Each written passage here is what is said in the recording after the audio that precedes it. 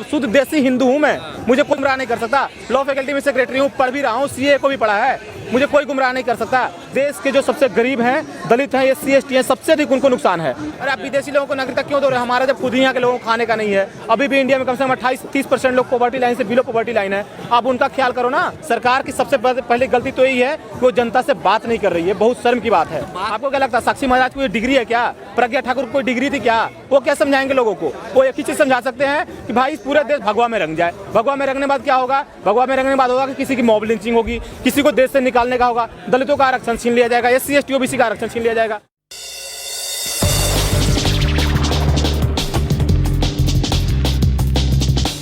Sir मैं ब्रजेश कुमार हूँ, अभी लॉ फैकल्टी में सेक्रेटरी हूँ। अभी हम सर इस आंदोलन में आए हैं और तब तक आते रहेंगे जब तक CAA पे सरकार पुनर्विचार न करेगी और CAA को वापस लेने की न समझेगी।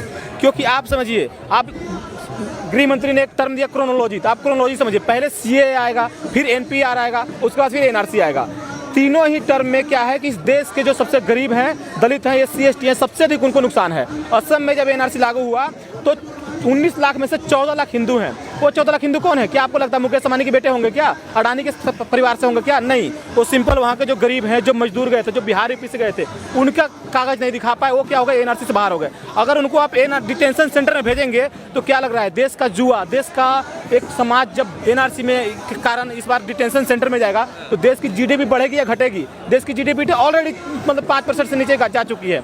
उसी को छुपाने के लिए सरकार एक क्या होती है, गुस्तिफा छोड़ती है कि कभी CAA है, कभी NRC, कभी ये लाती है। उम्मीद है कि सरकार पीछे हटेगी CAA पे? सर सरकार को उम्मीद के मतलब नहीं है, सरकार को पीछे हटना ही पड़ेगा। क्योंकि ये मुद्दा क्या है, आर्टिकल 14 कॉन्स्टिट्यूशनल राइट का वायोलेशन है। आर्टिकल 14 का पूरी तरह से वायलेट करता है। सरकार इसमें आर्गुमेंट देती है कि हम विदेशी लोगों को नागरिकता दे रहे हैं। अरे आप विदेशी लोगों को नागरिकता क्यों दो रहे? हमारा जब खुद ही यहाँ के लोगों को खाने का नहीं है। अभी भी इंडिया में कम से कम 28-30% लोग पॉवर्टी लाइन से बिलो पॉवर्टी लाइन है। आप उनका ख्याल करो ना।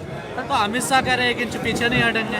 उनको पीछे हटना पड़ेगा। ये प्रोटेस्ट आज 1.5 महीने से चल रहा है, अगले 1.5 महीने नहीं, अगले 1.5 साल तक चलता रहेगा जब तक सरकार नहीं हटेगी। और सरकार के लिए मैं सदा, लोकतंत्र में क्या होता है कि सरकार को अगर जनता, एक भी जनता नाखुश है तो सरकार का कर्तव्य बनता है कि उस जनता से आके बात करे, उनसे सुझाव ले कि हाँ इसमें हम क्या रिफॉर्म कर सकते हैं। सरकार की सबसे पहले गलती तो यही है कि वो जनता से बात नहीं कर रही है, बहुत शर्म की बात है। बात तो कर रही है ना, उनके मंत्री सांसद जा रहे हैं लोगों को समझाने की CAA क्या है। सर उनके मंत्री सांसद तो खुद ही नहीं पता उनको क्या होता है। अमित शाह जी को तो खुद ही टीवी एंकर में बैठ के पूछना पड़ता है कि बताना हमारे NRC का फुल फॉर्म क्या था, CAA का फुल फॉर्म क्या था। उनके मंत्री सांसद क्या बताएंगे? आपको क्या लगता है साक्षी महाराज को डिग्री है क्या?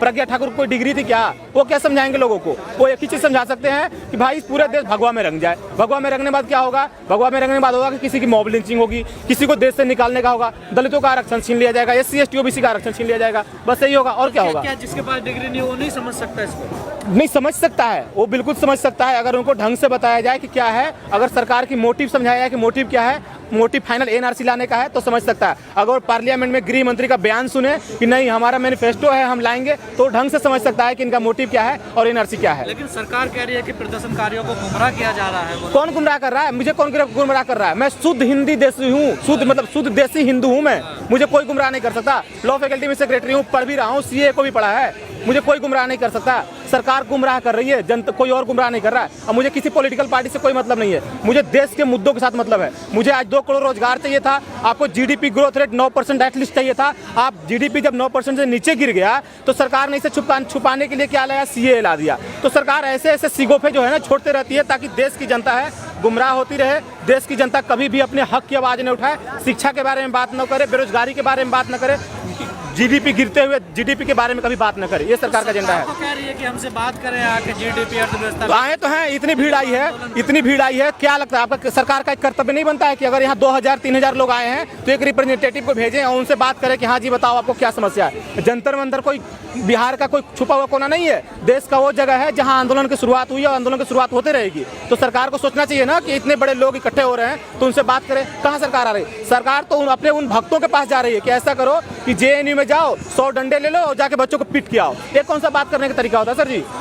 पहले क्या होता था कि आप देखोगे तो ISIS और पाकिस्तान जैसे आतंकवादी संगठन थे, वो क्या करते थे, हमले की जिम्मेदारी लेते थे। अब तो यहाँ इंडिया में ही शुरू हो गया कि हम हमले की जिम्मेदारी ले रहे हैं। कल कहोगे कि अरे भाई वहाँ जो मानव बम बन के फट गया था वो हिंदू संगठन, इसने जिम्मेदारी ले ली।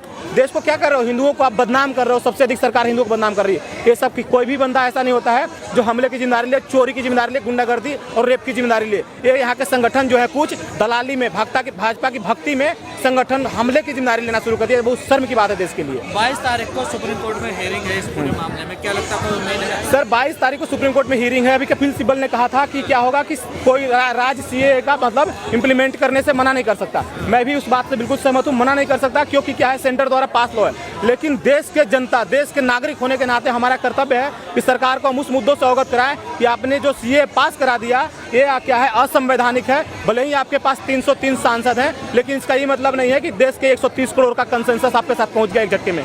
130 करोड़ का कंसेंसस होगा अगर पॉलिसी आपके 130 करोड़ लोगों के फेवर में होगी। 10 करोड़, 5 करोड़, 2 करोड़, 2 लाख, 4 लाख लोगों के फेवर में बनाने से पॉलिसी पूरे देश की पॉलिसी नहीं हो जाती है। तो सरकार भले ही कितना भी कहते रहे कि पास हो गया है, लेकिन हम दबाव देंगे और सरकार को झुकने पर मजबूर करेंगे। आपको नहीं लगता इस आंदोलन ने एक इंसानों के अंदर एक घृणा पैदा कर दिया? जैसा एनपीआर के लिए कुछ अधिकारी डॉक्यूमेंट्स लेने जा रहे हैं तो लोग उन्हें भी घेर ले रहे हैं, बड़ी मुश्किल से उन्हें जान बचा के भागना पड़ रहा है। बिल्कुल सर, घेर ले रहे हैं। हालांकि देखो, हमें किसी के साथ हिंसा नहीं, हिंसा के बिल्कुल खिलाफ हूं मैं भाई, बिल्कुल गांधीवादी प्रिंसिपल को फॉलो करने वाला हूं, गांधी जी को मानता हूं। हिंसा कहीं नहीं करना है। आपको वो जो अधिकारी जा रहे हैं उनसे पूछना है, भैया आप अपने पास ये बताओ कौन सा ऐसा कागज लेके लिखवा के लाए हो कि हाँ आप क्या हो, यहाँ के मतलब यहाँ के नागरिक हो। आपने सुना होगा कसम में एक ऐसे सैनिक पकड़े गए जो 30 साल भारतीय फौज में उन्होंने क्या किया, काम किया।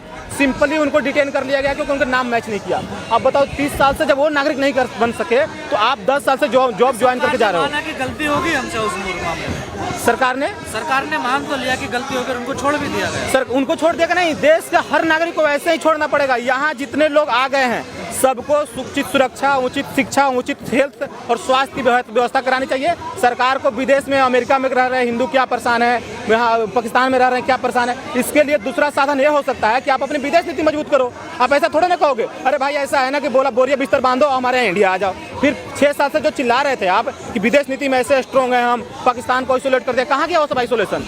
एक बार मंत्री हमें बना के दिखाओ, अगर ज़्यादा डर है तो मैं दिखाता हूँ पाकिस्तान पर कैसे दबाव बनाया जाता है। एक भी हिंदू का वहाँ उत्पीड़न नहीं होगा। आज अगर आपको विश्वास नहीं है, एक क्रिश्चियन का यहाँ धर्म परिवर्तन करा के दिखाओ, अमेरिका भारत की ऐसी तैसी करवा देगा। तो क्या लगता है आपको प्रधानमंत्री मजबूत नहीं है जैसे कहा जाता है? बिल्कुल मजबूत नहीं है, बिल्कुल विदेश नीति में, बिल्कुल विदेश नीति के मामले में प्रधानमंत्री बिल्कुल फ्लॉप हैं। अपनी विदेश नीति को छुपाने के लिए ही वो कहते हैं। आपने कभी सुना कि अमेरिका कह रहा है कि पूरे दुनिया से जो क्रिश्चियन प्रभावित हो रहे हो वो सब अमेरिका में आ जाओ? नहीं कहता। वो कहता है कि जितने मेरिटधारी हो, जितने पास मेरिट है, जो पढ़ लिख के रिसर्च करने का आपको मौका नहीं मिल पा रहा है, यहाँ हम भी वैसा कह सकते हैं। लेकिन नहीं, हम कह रहे हैं कि जो दुनिया में जो हिंदू प्रभावित हो रहे हैं, क्रिश्चियन हो रहे हैं, सिख हो रहे हैं, वो सब यहाँ आ जाओ। क्या लॉजिक है? आप बताओ ना, कौन सा क्रिश्चियन है जो फ्रांस, जर्मनी, ब्रिटेन और अमेरिका और मतलब इजराइल को छोड़ के इंडिया में रहना चाहेगा? क्या लॉजिक है? तो छाती पीटती है कि मोदी जी की विदेश नीति बहुत एकदम फ्लॉप है सर जी। मोदी जी की विदेश नीति तो इस तरह के फ्लॉप है कि हमारा पड़ोसी देश नेपाल जैसा कभी कभी हमें आंखें दिखा दे रहा है, जिसको हम अपने दाने पे पालते हैं। हालांकि ऐसा नहीं करना चाहिए हमें, हम अपना सब कुछ हेल्प करते हैं, उसको भी वो भी हमें आंख दिखाता है। वो भी आज सबसे अधिक चाइना के ग्रिप में है, चाइना उसको अपने हिसाब से घुमा रहा है।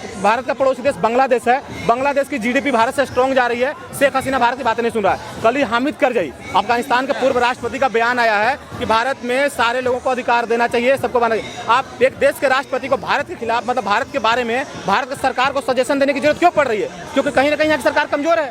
आप अगर मजबूत होते, आप अमेरिका ट्रंप को सजेशन दें, मोदी जी देखें कितना पावर है मोदी जी को। मोदी जी ट्रंप को सजेशन दें कि ट्रंप ऐसा करें कि पूरे भारतीयों को रख लें। आपने सुना होगा कुछ दिन पहले वीजा के नाम पे, H1 वीजा के नाम पे सारे भारतीयों को डिपोर्ट कर दिया, हाथ बांध के डिपोर्ट कर दिया था।